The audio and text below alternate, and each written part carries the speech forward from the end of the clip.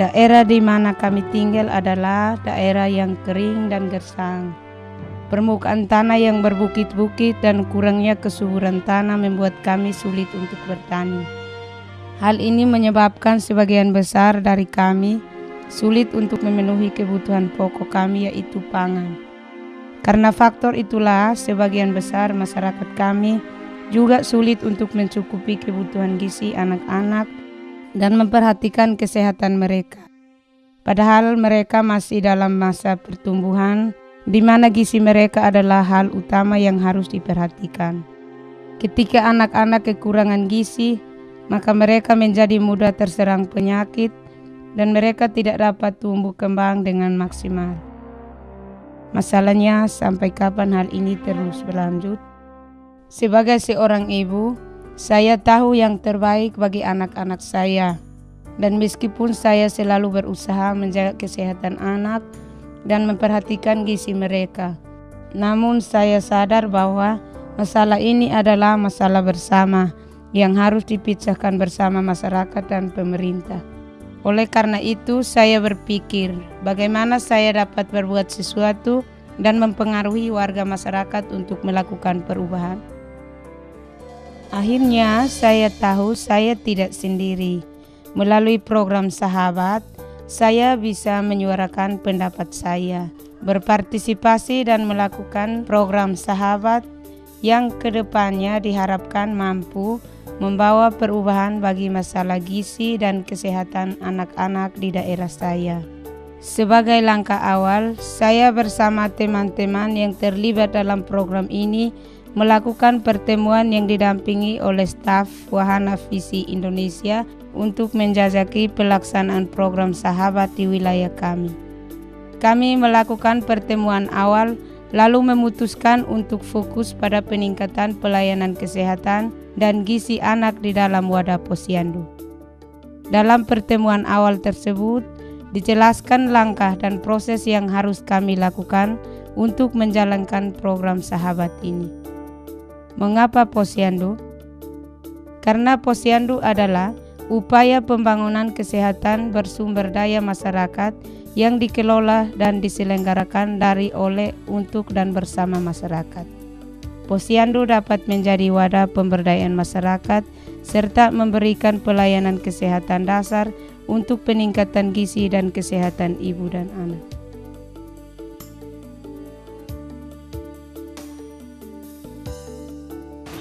Masyarakat itu akan melakukan monitoring atau pengawasan apakah kebijakan itu tersebut itu nanti dilakukan dengan benar. Kalau misalnya sebelumnya ternyata kebijakan yang ada itu tidak dilakukan dengan benar, kemudian setelah dilakukan rencana aksi bertemu misalnya dengan pertemuan terbuka dengan pemerintah, kemudian masyarakat setelah itu akan memonitor kebijakan itu sudah dilakukan dengan benar atau belum.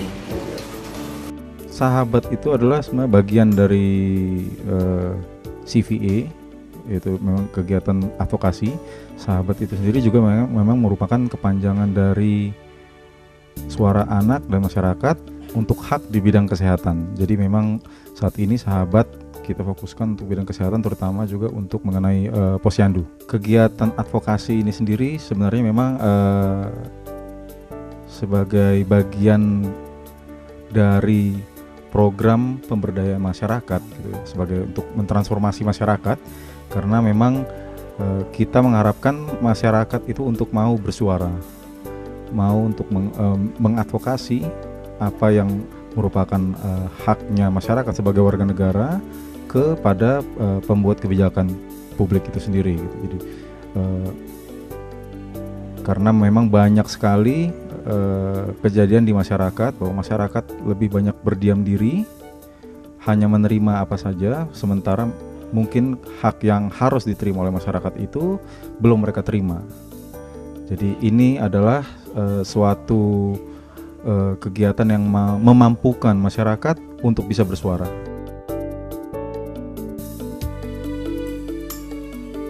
Kami dari Wahana Visi Indonesia mengadakan satu program yang disebut program Sahabat.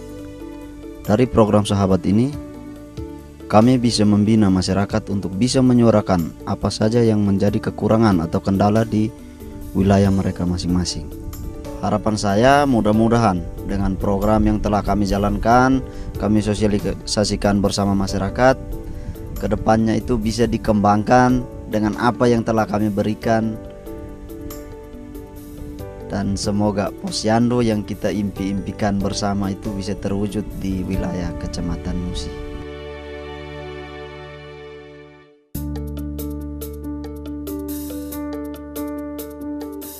Untuk program Sahabat, kami sangat berbangga karena kehadiran program ini dapat membantu kami membuka wawasan kami yang mana selama ini memang masih terbatas sekali wawasan kami, namun kehadirannya itu membantu sehingga contohnya balita yang semestinya dia itu membutuhkan bantuan penanganan cepat, namun karena dulunya kami belum tahu, tapi dengan adanya ini kami bisa dengan secepatnya bisa menangani itu. Nah, dengan ini kita sudah tahu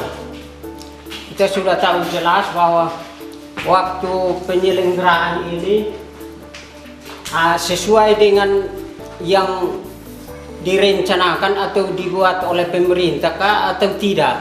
Nah, dari sini kita semua akan menilai toh. Mudah dijangkau oleh masyarakat. Kegiatan ini sangat membantu sekali mendorong masyarakat bagaimana mereka bisa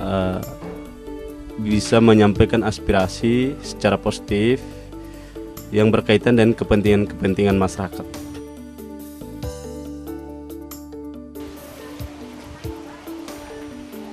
Pada siang hari ini, jadi mungkin kita tahu bahwa yang kita nilai tentang Posyandu adalah gedung, peralatan, fasilitas, kader, bidan, aset atau jalan, waktu, dan jadwal.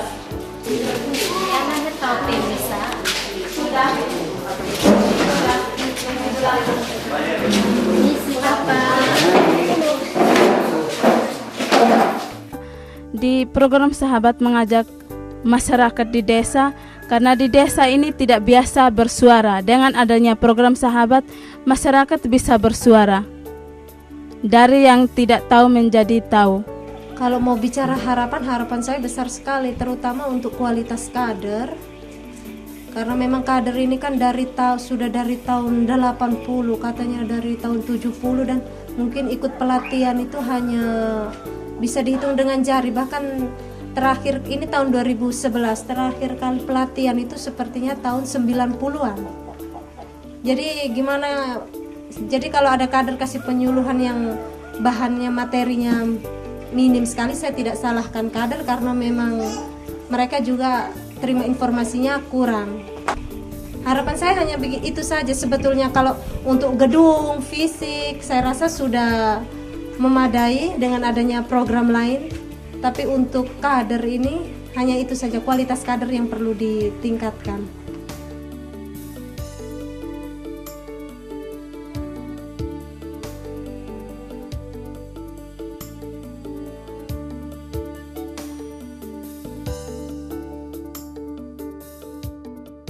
Itu juga jangan hanya soroti orang di luar, tetapi semua pihak ini harus disoroti. Soroti pemerintah, tapi soroti juga kita. Bagaimana kesiapan kita yang mau nikah, yang mau berkeluarga. Jadi kalau Bapak, seperti Bapak bilang tadi, untuk urusan gaji saja kok sampai ini ke Kepang, itu mungkin menurut Bapak sepele, tapi yang saya tanyakan di sini soal Jamkesmas, Bapak. Dan soal seperti yang tadi dipresentasikan dari Desa Waewolo, soal kehadiran dokter, bidan, kan kita sebagai ibu bayi kita tidak mungkin menegur langsung. Jadi kita bisa menyampaikan ini melalui program Sahabat ini, sehingga nanti sampai di pertemuan tatap muka ini Bapak beserta jajarannya kan bisa menegur langsung ke dinas-dinas yang terkait, terutama dinas kesehatan. Terima kasih. Dengan adanya kegiatan ini masyarakat semakin berani menyampaikan aspirasi, tetapi ini persoalan seperti tadi saya singgung bahwa ini berkaitan dengan soal kepemimpinan, soal bagaimana memfasilitasi orang untuk bisa mengungkapkan atau menyampaikan aspirasi, menyampaikan pikiran-pikiran untuk bagaimana menyelesaikan persoalan-persoalan pembangunan itu. Ini saya kira positif, sangat positif sekali. Ini saya lihat pemerintah juga bicara banyak sekali. Jadi kita DPRD senang yang seperti ini. Ada masalah diangkat oleh LSM dengan di backup oleh masyarakat. Kemudian pemerintah menjelaskan tentang apa yang dia akan lakukan. Nah, bagi kami DPRD ini sangat penting sekali. Sebab seberapa bagus program yang dibuat oleh pemerintah, tetapi kalau tidak ada hasil dalam bentuk yang nyata di masyarakat kan tidak ada guna.